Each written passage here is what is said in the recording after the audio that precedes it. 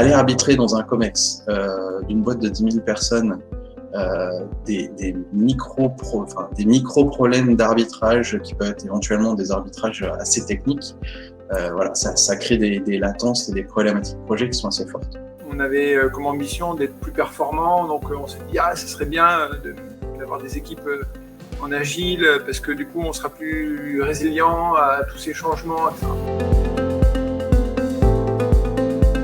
Si vous essayez de faire une transformation, je dirais même une évolution d'une direction, et quand je dis d'une direction, c'est plus de 2000 personnes, sans le top management, ne le faites pas, ça ne marche pas, ça ne tient pas.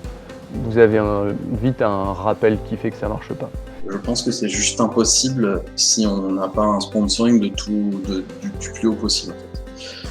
J'aurais pas pu le faire si j'avais pas grosso modo les 2 sponsors majeurs qui étaient le CTO groupe et la directrice du numérique. Le fait de construire des communautés crée un momentum important, peu importe le type de transformation que vous êtes en train de faire.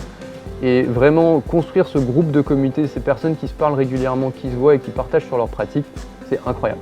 Oui, l'agilité elle a apporté aux managers, elle a apporté de la souplesse, elle a apporté un changement d'état d'esprit. C'était des gens techniques et les mots leadership, vision, etc., c'était pas leur naturel. Donc certains s'y sont mis rapidement, d'autres moins facilement.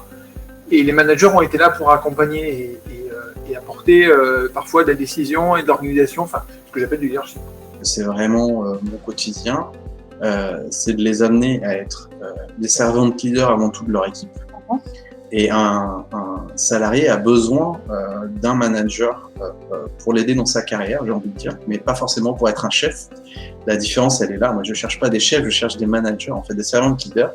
Je crois que vous l'avez compris, hein. L'idée fondamentalement, c'est que le chef ne cheffe plus. On veut donner la main à chacun des acteurs pour essayer de prendre des décisions à son niveau, dans la limite de son rôle, et qu'il expérimente des choses qui pour lui font du sens et qui permettent de mieux répondre au métier.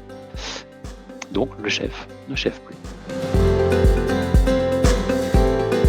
Si vous n'avez dans vos équipes que des pratiques agiles seules, c'est très efficace au sens de ça permet de générer des gains. C'est plutôt pas mal. Par contre, si vous travaillez l'agilité sans l'état d'esprit, en fait ça tient pas dans le temps. Si vous ne travaillez que l'état d'esprit sans ancrage business, vous avez assez peu d'impact visible à court terme et donc ça tient difficilement ou c'est compliqué de le vendre et de faire la partie de mise à l'échelle ou de scale. Pour atteindre ces ambitions, la clé, c'était de passer de l'agilité en mode de delivery à l'agilité dans l'organisation.